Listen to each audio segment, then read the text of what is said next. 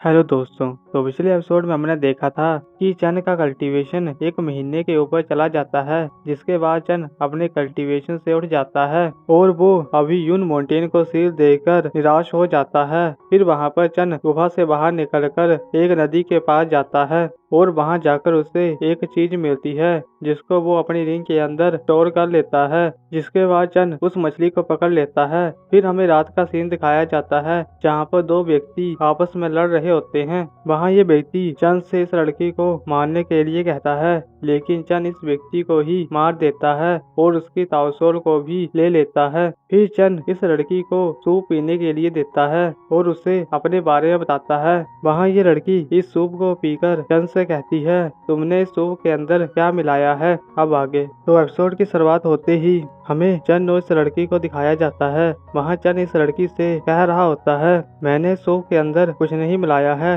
ये बस एक नॉर्मल मछली का सूप है। जहाँ पर ये लड़की इस बात को सुनकर चन से पूछती है, तुमने किस तरह की मछली का यूज किया है। जिस पर चन कहता है, मुझे इसके बारे में पता नहीं है, मैंने बस उस फिश को पकड़ा था। इतना कहकर चन उसे फिश दिखाने लग जाता है। जहाँ पर ये लड़की उस फिश को देखकर हैरान हो जाती है और चन को बताती है, ये एक आइस फायर पेट फिश है। वहाँ चन इस बात को सुनकर इस लड़की से पूछता है, बात क्या है, क्या इसमें कुछ गलत है। तो ये लड़की बताती है, ये मछली बहुत ही कम मिलती है और इसकी स्पिरिट एनर्जी बहुत ही ज्यादा होती है। अगर ये किसी लड़के के अंदर चली जाए तो उसकी की पावर बहुत ही ज्यादा बढ़ जाती है और किसी लड़की के अंदर चली जाए तो उसकी क्यू की पावर बहुत ही ज्यादा बढ़ जाती है। यदि कोई व्यक्ति इसे टाइम पर खत्म नहीं करता है तो वो उस पावर से जलकर मर जाएगा और अगर कोई लड़की अपनी क्यू की पावर खत्म नहीं करती है तो वो भी मर जाएगी। जहाँ पर चन इस बात को सुनकर कहता है, क्या ये बहुत ही सीरियस है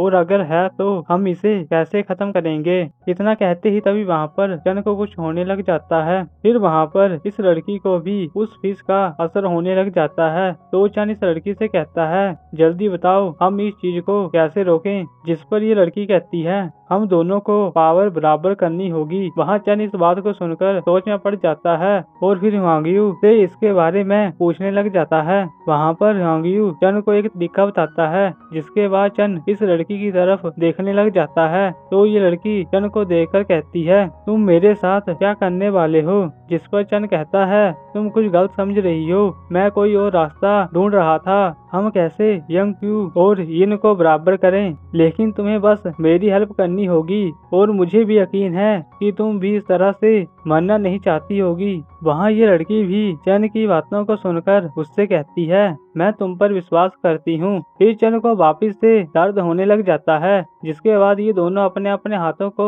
जोड़कर अपनी पावर का यूज करने लग जाते हैं। फिर वहाँ ये लड़की पहले तो हाथों को पीछे कर लेती है। तो चन उसे कहता है, हिलो मत, हम दोनों को बस अपनी आंखों को बंद रखना है। इतना सुनने के बाद ये लड़की भी चन के साथ अपने हाथों को जोड़ लेती है। फिर हमें अगले दिन का सीन दिखाया जाता है। वहाँ चन जैसे ही अपनी आंखों को खोलता है तो ये लड़की अपनी तलवार को आगे कर देती है और चन से कहती है, अगर तुमने अपनी आंखें खोली तो मैं तुम्हें मार दूंगी। जिस पर चन हाँ कहता है और अपनी आंखों को बंद कर लेता है। फिर चन अपने मन में कहता है, ये लड़की मेरे साथ ऐसा क्यों कर रही है, मैंने तो बस इसे बचाया है, लेकिन ये मुझे मारने की धमकी क्यों दे रही है। अगर मुझे पता होता कि ऐसा कुछ होने वाला है तो मैं इसे मरने के लिए छोड़ देता। फिर हमें इस लड़की को दिखाया जाता है। वहाँ ये लड़की अपने मन में कहती है, वैसे भी इस व्यक्ति को दोबारा नहीं देख पाऊंगी तो इस बार मैं इसे छोड़ देती हूँ। इतना कहकर ये लड़की वहाँ से चली जाती है। जहाँ पर चन उस लड़की को यहाँ से जाता हुआ देखकर उसके पीछे से कहने लग जाता है,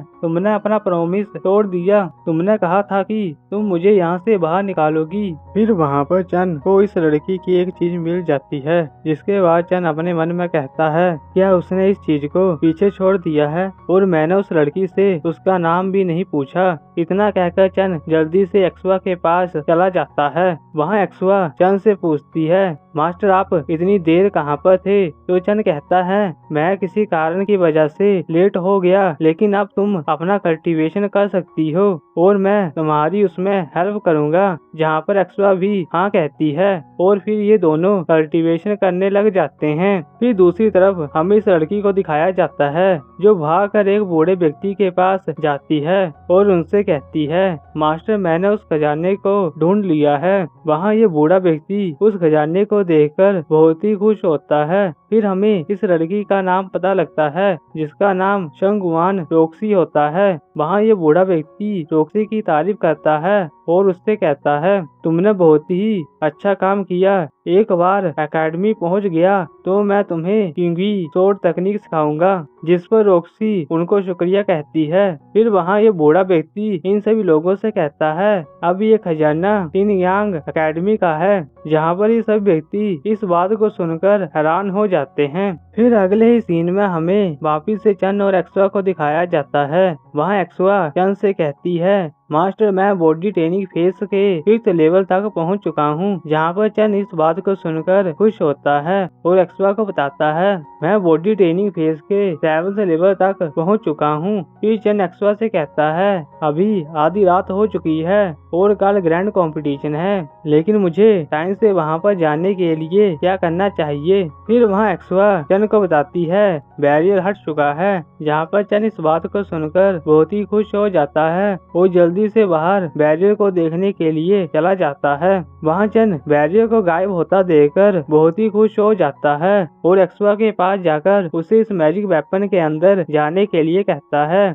जहां पर एक्सवा भी इस मैजिक वेपन के अंदर जाकर कल्टीवेशन करने लग जाती है। फिर चन इस मैजिक वेपन को गायब कर देता है और अपनी वर्ड ताउसोल का यूज करके अपने विलेज की तरफ चला जाता है और यहाँ पर इस एपिसोड की एंडिंग हो जाती है। तो हम मिलते हैं आपको सीधा ही नेक्स्ट वीडियो पे। तब तक के लिए गुड बाय।